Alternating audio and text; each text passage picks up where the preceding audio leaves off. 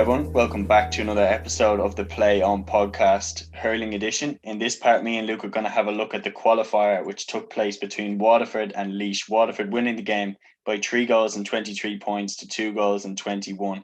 A very close finish. Laois pushed them all the way.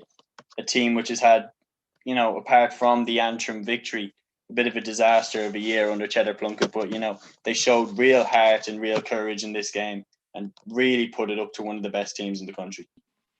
Yeah, look, it was Waterford. Maybe they looked kind of home and hosed at half time a little bit. They kind of pulled away, and then it was a pretty remarkable second half from Laois. And after a pretty desperate league campaign, I think a very positive end to the year, beating Antrim quite comfortably. And they nearly kind of got over the line against Waterford. They were within a point for a while there going into the last 5 minutes. So I think they'll be happy enough with their performance. And again, I think you look at some of the individual performances.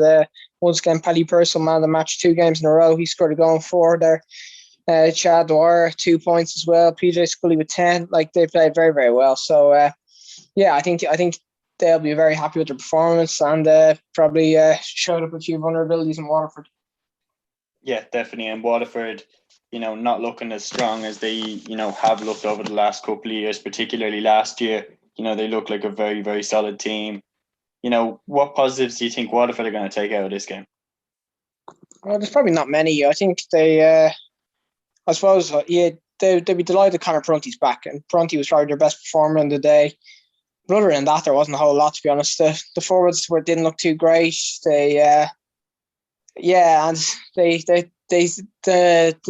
absence of kind of the Burka centre half back has turned out to be huge, kind of, and they just don't look kind of the same outfit as last year. And that outfit last year lost to Limerick by 11 points in the All-Ireland final. So I think, I think they're the team kind of everybody kind of wanted to draw on the qualifiers a little bit. And I think Galway would be absolutely delighted to have them next because I'm not too confident in where they're at right now. Yeah, just before we speak about Galway, they come into the mix obviously later. Laois, as a result of losing this game, they now have to play against Westmeath, who won the John McDonagh Cup against Kerry, by the way.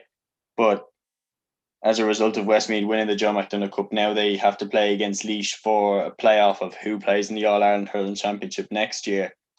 Who do you back to win this one now? Yeah, look, I think Laois are in a good spot, and I think they're a better team than Westmeath. I think they look at the kind of quality that they have. These fellas have been playing championship hurling, for a while now. They're actually very experienced with it, and they've had some serious results. So yeah, I do think the Laois will. I think they've salvaged their form, and I think I think that Antrim result, kind of when they beat Antrim, reflects how they are back being kind of capable of beating teams that they should expect to beat. And look, I fully expect them to do that. Even despite Westmeath's kind of good performance the weekend against Kerry, they look very comfortable. Yeah, I'm going to go with Laois. Yeah, I think Laois will win as well. I just think they've more experience of, playing at the top level. They played championship hurling, and there is a massive dip, when you look at the Joe McDonagh Cup in quality. And even though Westmeath, Robbie Greville was outstanding for Westmeath in the John McDonagh Cup final, he made the team of the week, obviously. And, Davy Glennon, of course, he, if he gets back to full fitness for Westmeath, he's a massive player for them. But I still think Laois are just a little bit ahead of Westmeath, and I'm going to go with them to win. And for Waterford, they go on in the All-Ireland Championship, after beating Laois. And as we've mentioned, they come up against Galway. Now, this is a Galway team who, have been humbled a little bit. We talked, at length about how we got an arrogant vibe off them, in the Dublin game, going for goals so early. And to be honest, I do blame Shane O'Neill for that. I blame the Galway management because I think they and the Galway leaders in the team, the likes of Joe Canning, Dahi Burke, these guys who have been around the block for a while, they looked in that Dublin game like they were believing their own hype. They were, getting carried away with themselves, thinking that they were this and that. And they forgot to work hard and they forgot to put Dublin away. And, they got humbled. Now that they've been humbled, do you see them working harder to get back and beating Waterford? Or do you see them kind of crumbling and exiting the championship? No, look, I think they're going to beat Waterford quite comfortably. I think they're going to come back out pretty strong, and yeah, I think they just have too much quality for Waterford right now. I think, look, Waterford will be hoping they'll have Jamie Barron back in the starting team next day, undoubtedly, and yeah, but look, I, the forwards just kind of aren't really firing to the same level as what they were before, and they're kind of trying out stuff all over the place. Austin Gleeson's pretty much played every position on the pitch so far this year. Shane Bennett now was back, kind of playing a bit of wing back there. So yeah, it's just the balance just doesn't really seem right, and yeah, look, I'd be very very surprised if Waterford get like too close to Galway even. Yeah, well, I'm going to make a prediction about this game. I'm going to say that regardless of whichever way it goes, whoever wins this game will immediately be touted as potential opponents to Limerick's throne. Because if Waterford beat Galway, then Waterford are beaten, in many people's eyes, even though they lost to Dublin, they're beaten in many people's eyes the second or third favourites for the All Ireland. And, then you're saying, God, if Waterford can beat the second favourites, does that put them on the same level as does that put them on the same level as a Limerick?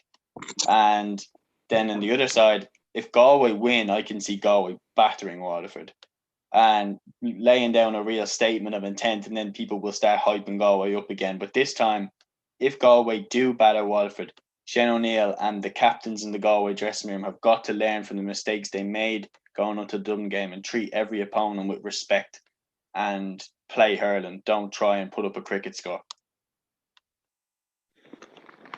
Yeah, look, I think that Galway, if you look kind of at the 15 that Galway have, kind of there's so much talent in that team. They're probably too good to perform like to that level again. They've kind of got their message in some now. I don't think they're good enough to win an All Ireland this year. Now, I think you can't ignore kind of the form at the start of the championship so far, and I think you'd be mad to kind of back Galway over Limerick right now. So yeah, look, I suppose we have to see how that game goes next weekend. But yeah, I would fully expect Galway to come out and top against Waterford. You're kind of looking at the matchups kind of for Waterford defensively against Galway, and there's just so many weapons they kind of have to try and nullify, and particularly around the half forward line, I'd fear for them a little bit with Canning and Cathal Mannion out there. That I don't think Waterford have enough personnel to pick them up and stop them running through them.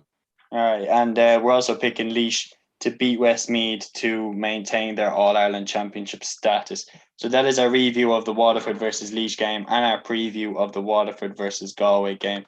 Don't forget to catch all our other match reviews. Take care.